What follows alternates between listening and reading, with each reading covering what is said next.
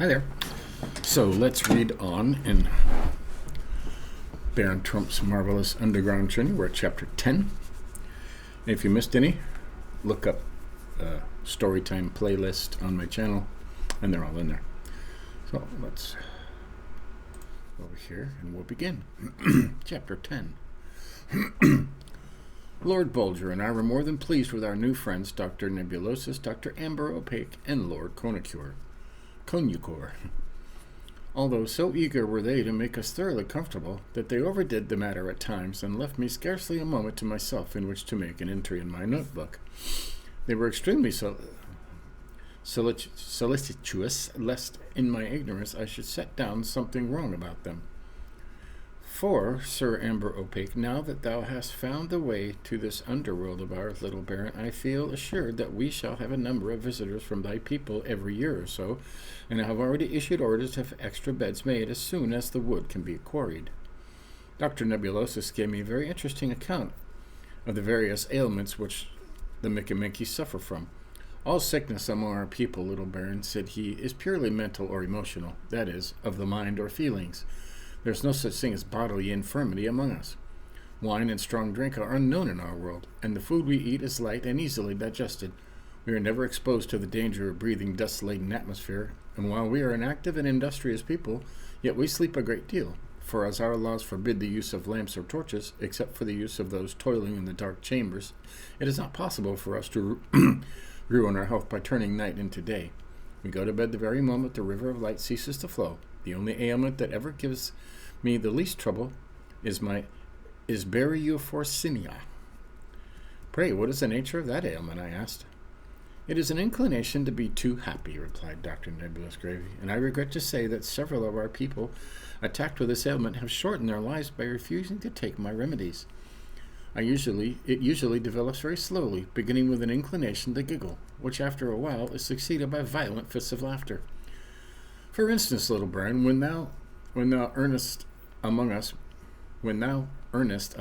many of our people were attacked with a violent form of Baryophorsenia.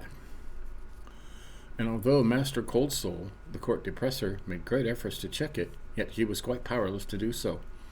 It spread over the city with remarkable rapidity, without knowing why. Our workmen at their work and children at their play and people indoors and out began to laugh and began to be dangerously happy. I made examinations of several of the worst cases and discovered that at the rate they were beating, the hearts of most of them would run down in a single week. It was terrible. A council was hastily held, and it was determined to conceal thee and Lord Bulger from the public view.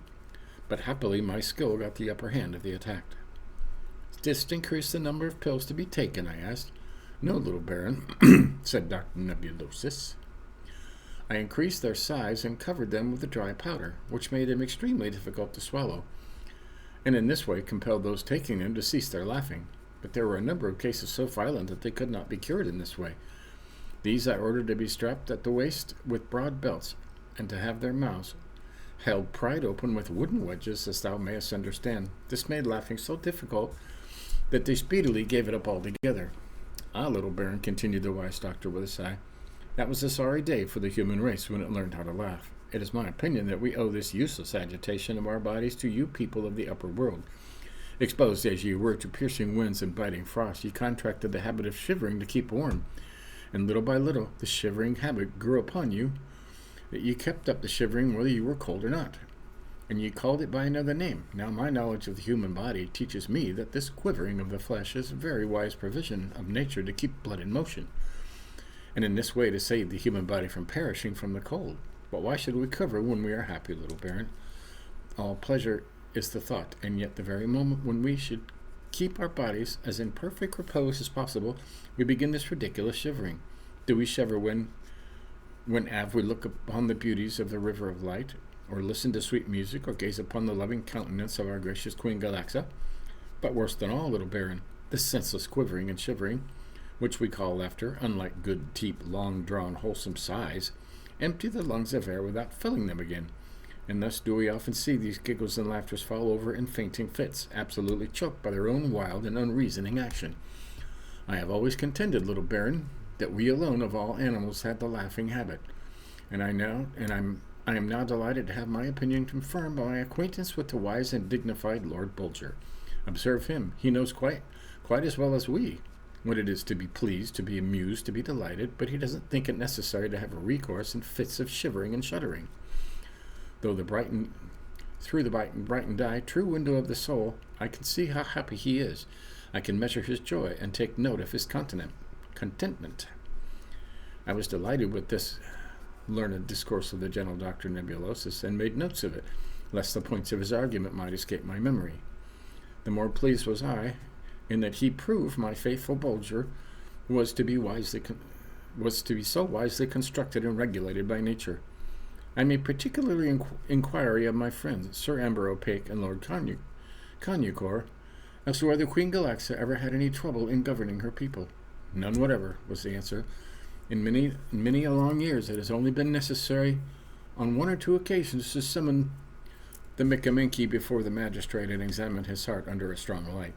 The only punishment allowed by our laws is confinement for a shorter or longer time in one of the dark chambers.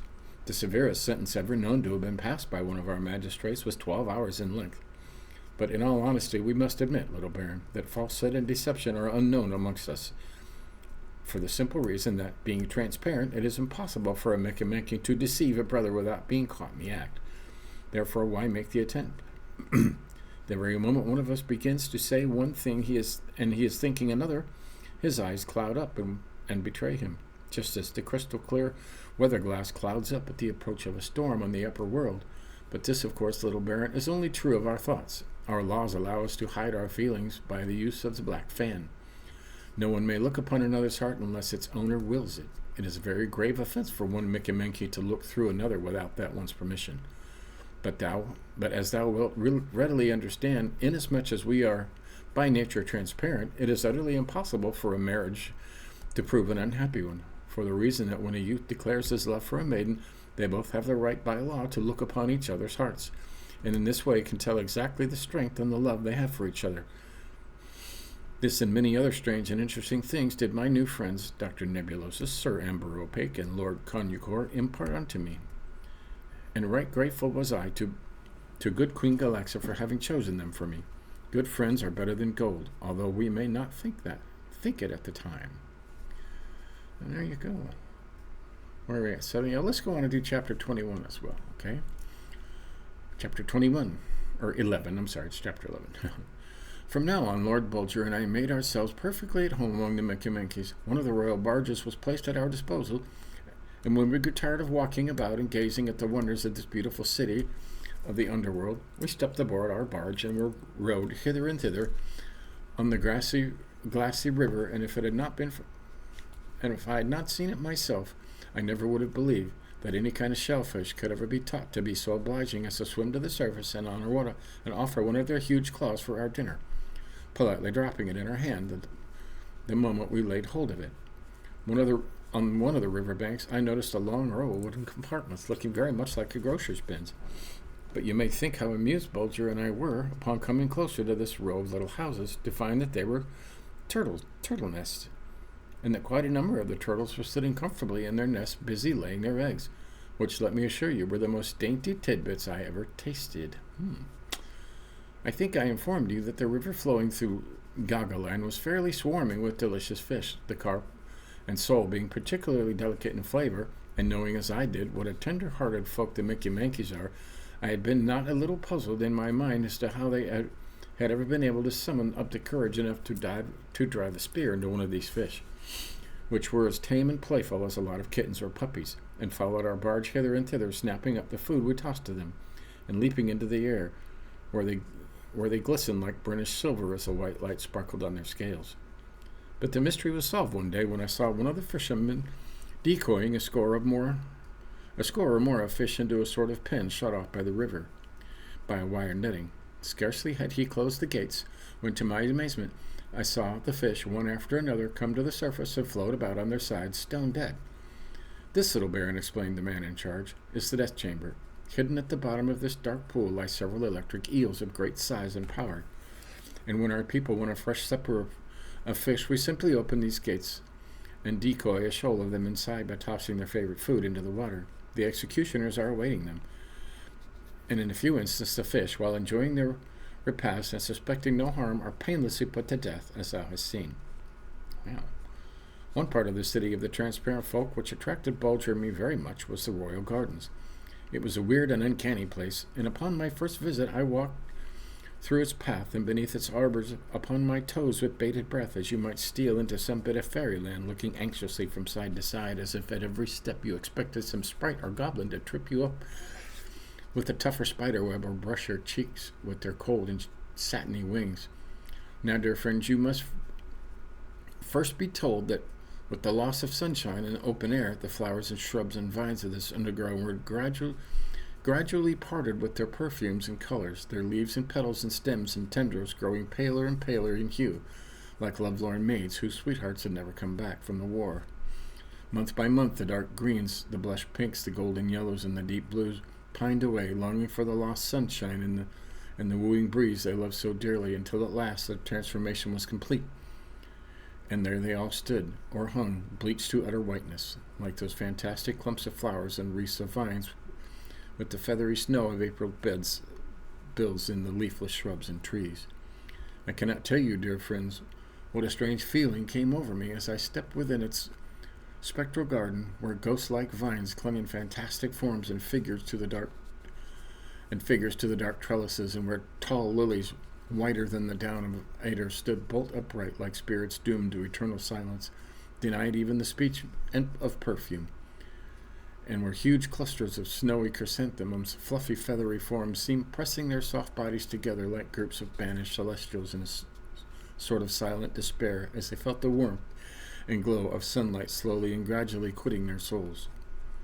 Where lower down, great roses with snowy petals whiter than the seashells hung motionless, bursting open with eager effort, as if listening for some signal that would dissolve the spell and put on them and give them back the sunshine, and with it their color and their perfume. Where lower still beds of violets bleached white, as fleecy clouds seemed wrapped in silent sorrow at a loss of heavenly perfume, which had been theirs on the earth.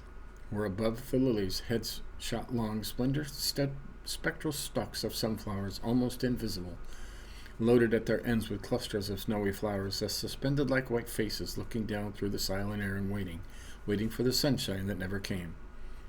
A higher still all over and above these spectral flowers, entwining and enwrapping and falling festoon in a garland wise, crept and ran like unto long lines of escaping phantoms, ghostly vines with ghostly blossoms, bent and twisted and wrapped and coiled into 1,000 strange and fantastic forms and figures, which the white light with its inky shadows made alive and half human, so that movement and voice alone were needful to make this garden seem peopled with sorrowing sprites, banished to these subterranean chambers for strange misdeeds done on earth, and condemned to wait 10,000 years ere sunlight and their color and their perfume should be given back to them again.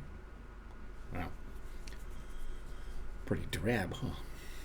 While strolling through the royal gardens one day, Bulger suddenly gave a low cry and bounded on ahead, as if his eyes had fallen upon a familiar form of some dear friend. When I came up with him, he was crouching beside Demoiselle Glowstone, who, seated on one of the garden benches, was caressing Bulger's head and ears with one of her soft hands, with its filmy-like skin, while the other held its black fan pressed tightly against her bosom.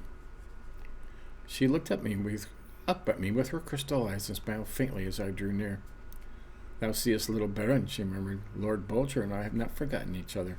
Since our presentation at the court, I had been going through my mind in search of some reason for Bulger's sudden affection for Demoiselle Glowstone, but had found none. I was the more perplexed as she was but the maid of honor, while the fair Princess Crystallina sat on the very steps of the throne. But I said nothing save to reply that I was greatly pleased to see it, and to add, where Bulger's love went, mine was sure to follow.